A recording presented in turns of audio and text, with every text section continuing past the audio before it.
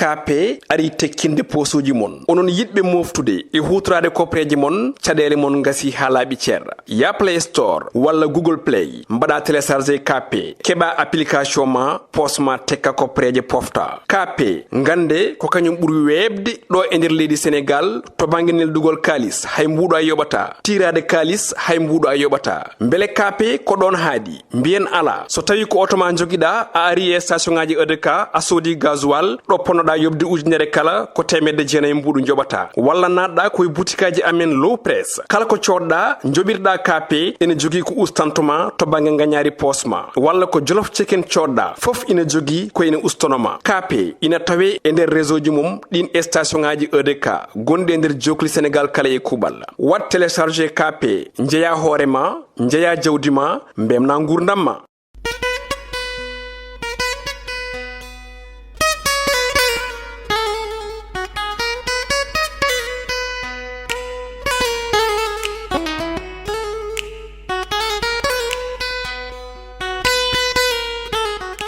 Assalamu alaikum wa rahmatullah bandirabe yebobe yaw Piindi TV wonbe der leydi Sénégal ha e bowal leydi on calminamon bismama yodo nyalawma aljuma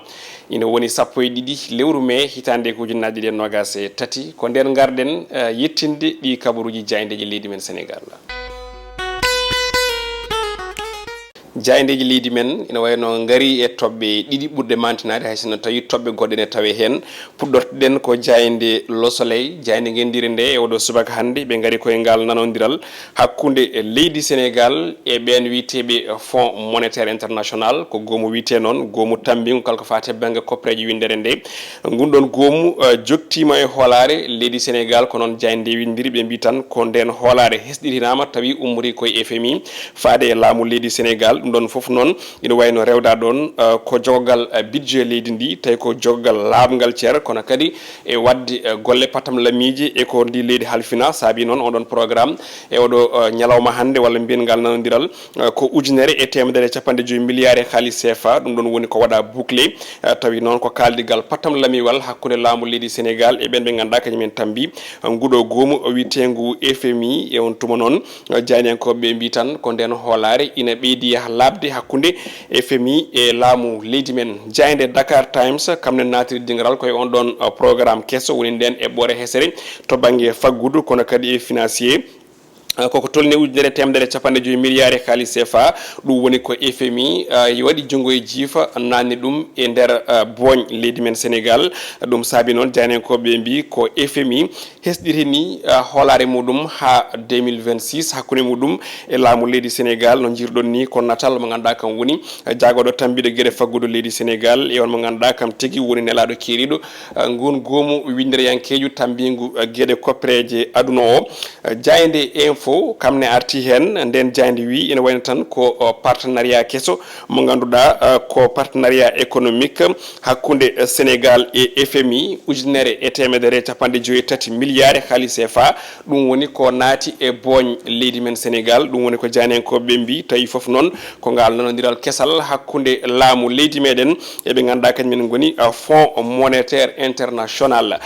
jaynde quotidien Le Quotidien ari e titre goddo mo ganduda kamni ina mantini e wodo subaka hande woni on do rassemblement woni ngal mobodiral mbo F24 gomu hesu daringo ngam habari 3e mandat ko hande tigi be jogori tellade e bolidi dum sabi non jayden ko be mbi ko dum bal kesso wala ni ben ko dum bal mo ganduda ko ben wiyobe ko sehilabe wala yaadibe tawi ngona ko non jayden ko be bindiri dum don be jopi don ko hakkunde Pastef e taxaw Sénégal be mbitan hande o mabe gituden gacci e yeso public woni ben arobi tonto place de la nation ngam seppudde mabbe dum jogori wonde ko tiagal julal tisubar janen ko ben janni hen e hello sappo e go e den jaynde quotidien Le Quotidien jaynde besbi Le Jour kamne ari e on don manifestation ngam habade 3e mandat be mbi ko do aljuma hande fuddoto sabi non janen ko be mbi ko F24 nana woni essay manam ko jeengo mawdo be ngoni hande o do aljuma be mbi non ko dum piège mo ganduda o ko hare hakkunde Pastef e taxaw Sénégal janen ko be non be kabrien wonde ha do gundon gumu F24 so ataw hebde jabwol umrade préfet de Dakar e on tuma noon ɓe piɓi wadde conférence de presse e oɗo beetawe ɗum noon ko ngam haalde beele ɓe keeɓi on ɗon convocation walla hol kuccam mabɓe ko witi oɗo aljuma jaynenkoɓe ne jañi hen e hello jeegom e nder nden jayde witende besbi le jour jayde les échos kañum ari yilloyi ko toon to assemblée nationale caggal lebbi juɗɗi koɓe jooɗi ɓe gollani woni ɗin député ji ene wayno tan assemblée nationale ma ɓamtu golle ko noon jaynenkoɓe mbi sababu noon ko Amadou Ba hoore jagorɗo ɗo e jagorde muɗum kala ma kuccit e ɓen suɓaɓe ɗum jogori wonde ko ñande 25 ndu lewru mai tawi noon on programme ko kesso mboɓe jogori jabtade namde actualité gonka leydi ndi hani yurnitade kuuɗe ɗe ganduɗa ɗe ko loi ji 2018 2019 et 2020 ma jurnite hen ɗum ɗon noon ko kala alkamisa battidiɗo e lewru e on tuma ɓen ɗon jagorɗe ma kuccita e ɗin député ji suɓaɓe dental toon to assemblée nationale jayde vox populi e oɗo subaka hande kañum ne ari koko yewti koye kulhuli ɗi leydi men Sénégal wondi e oɗo saaha ɗin kulhuli goni ko caggal goƴe e gonka covid-19 won ɓe mbi tan ha joni ko rafi goɗɗo daaɓowo woni ko soyna walla yiya ɗo e nder leydi men Sénégal on rafi wiyete ko Crimée Congo ɓe mbi tan de ko ɗum kulhuli mawɗi ha tengti noon e saaha ɓattugol ndeɗo julde taske jaynenkoɓe noon ene pammine ɓe mbi ko caggal on ɗon boucher woni on kirsannoɗo ina yeeya hawre ladial toon to dalal jamma tawi ko oɗo rafi mo ganduɗa ko Crimée Congo yoɓi fitandu muɗum ɓe mbi ko won goɗɗo kadi gaynako yiya ene wondi hen tawi ko toon to Linguére e on tuma noon kulhuli ɗi goni ko on ɗon gaynako rewi e nokkuji kewɗi ji sababu noon ene huula kawuji contact e ko way noon saabi noon jaynenkoɓe mbaɗi jillu reportage toon to jeere witende jeere tew nde Rufisque ɓen ɗon buuseji de e ɓen sodoɓe kala ina jogui kulhuli no fewi eko yewti e oɗo ala haali mo ganduɗa koko wiyete rafi Crimée Congo jaynenkoɓe noon kolliti wonde tan alay saago laamu ngu ummo ko ɓuuri yawde yaccade gam etade wadde maîtrisé oɗo rafi mo ganduɗa ko rafi daabowo no fewi kono kadi ko rafi jawɗo yoɓade fitandu bani adama jayde stade quotidien ko ɗon guddirten hono kala subaka e oɗo ñalawma hande jaynenkoɓe ene wayno gaari koko yewiti ha joni e oɗo biteɗo Habib Diallo pettowo toon to Strasbourg leydi France ɓe kolliti wonde tan ko on ɗon Habib Diallo ina jogui koyɗol wawde tigui wonde e titulaire équipe nationale du Sénégal tawi ko titulaire indiscutable to banggue attaque de pointe équipe nationale du Sénégal ɗum ɗon noon ko yiyedemo wadde saison mantiniɗo toon to leydi France kanko e hoore makko ni wone haalde o wi ko mono golla jamma e ñalawma gam hebde niveau makko pattam lamijo hawje e attaquant ji ɓurɗi ɗi sembude e nder équipe nationale du Sénégal kona ɗum jaynenkoɓe gaari e ɓeeto on championship ɗum ko deuxiéme division toon to leydi Angleterre ɓe mbaɗi ko ɓe gaari koye Ilimane Ndiaye wondude Ismaïla Sarr e Seni Dieng Mamadou Loum Ndiaye ɓe mbi tan de koɓe joguiɓe toɓɓe moƴƴe e ɓe joguiɓe toɓɓe ɗe pewani ko yewti on ɗon saison Ilimane Ndiaye Ismaïla Sarr ene jogui toɓɓe patam lamiji ha tengti Ilimane Ndiaye ngabbinɗo équipe muɗum e on ɗon championnat Ligue 1 walla Premier Ligue anglaise e ko yewti on ɗon élite saison 2023-2024 tijjaɗo o kona ɗum jaynenkoɓe gaari e CAN U17 leydi men Sénégal andi ɓe jogori fettidde on ɗon demi final ɓe jogori hawrude koye Burkina Faso ko ɗum duel West Africain e ko yewti on ɗon U17 sababu o noon walla mbiyen yidde Sénégal ko yewtude e ngal dawal bitegal final auto demi final ko hakkunde Mali e dowla Maroc foof noon mbiyen Sénégal jouata ko ɗo alet woni dimanche paɗo so Allahu lamɗo jaaɓi ko ɗum wonno ko jayndeji meɗen dawri e oɗo subaka joni joni noon paɗen koye rogere wattininde nde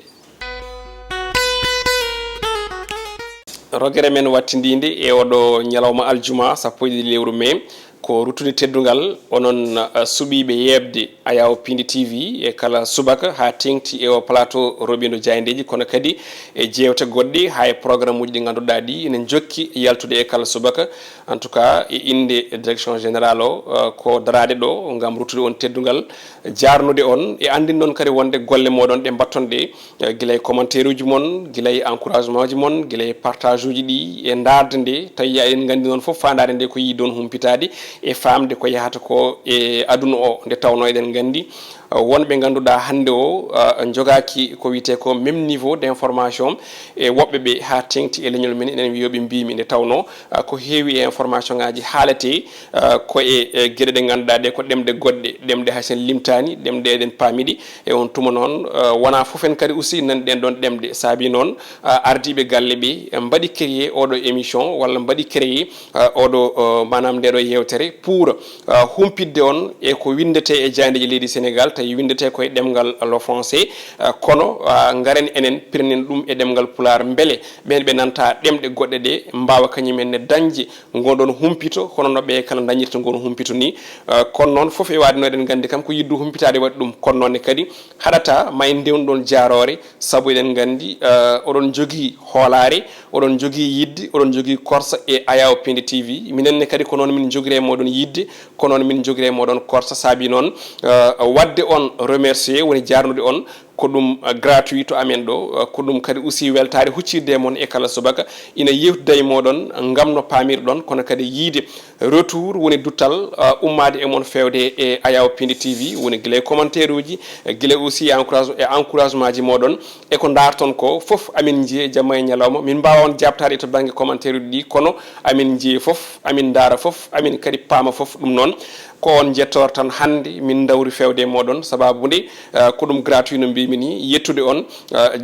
mataw no mbiyata ni waɗantake visa waɗantake passe waɗantake aussi kupantake billet no haala pulaar mbiyata ni wadde yettude on ɗum ɗon mbiɗa sikki ene foti wonde e kala saaha so tawi wona ñande foof ne eɗen jetta on to banggue less kono wadde ni en tawi kadi ko mbawon hen weltorade onon kala noon en mbaɗi kuuɓal goto e mon foof ina weltane e kala saaha min personnellement mboɗo yiiɗi so tawi on mbaɗi commentaire e nder plateforme o c'est à dire goto e mon foof innito ɗo woni ɗo woni ɗo jeeya goo ɗiɗi ɗo woni ɗo e oɗo saaha woni ɗo tawateɗo ɗum woni monne mbaɗ ɗum kono ko heewi watta ɗum saabi noon ma wallit en e jamanuji garoji mbawen ƴettidde inɗe moɗon e nokkuji moɗon salminde on hen e ɗuttuɗon hen teddugal beele ko mbatton ko oɗon jogo hen coftal beele kadi minenne amin ɓeydo jogade nden ɗon weltare e on ɗon welema fewde e moɗon saabu ko weltare min jogoto e kala subaka no pamirɗon eno jirɗon ni huccidde e moɗon gam ittude on kumpa kono kadi ittuɗon yewede ha tengti onon ɓe ganduɗa ɓe gonɗon koye ladde nde e ɓe kadi ɓe ganduɗa nana e guure ɗe tawi ko hoddaɓe walla wurdaɓe ene daara kono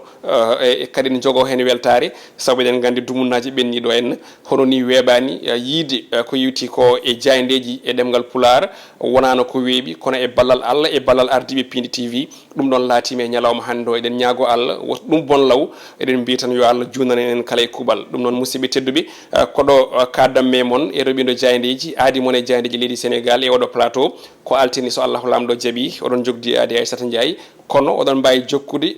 hormade programme Piindi TV kala e mbadi kuuɓal saabu ko programme dendagal wiyoɓe mbimi wimi e wimami on jii ko ɗum 100% pulaar ɗum noon yo en gone jaam toon to caméra honono kala ñande ko mo ganduɗa kam woni Djiby Dieng gorko mbo Kanel e Kanareje mboɗon so wiyama noon tan o ɓurata weltade kono kadi en jettat Ali Fall to banggue montage yo Allah hokki en aljuma moƴƴo malaɗo.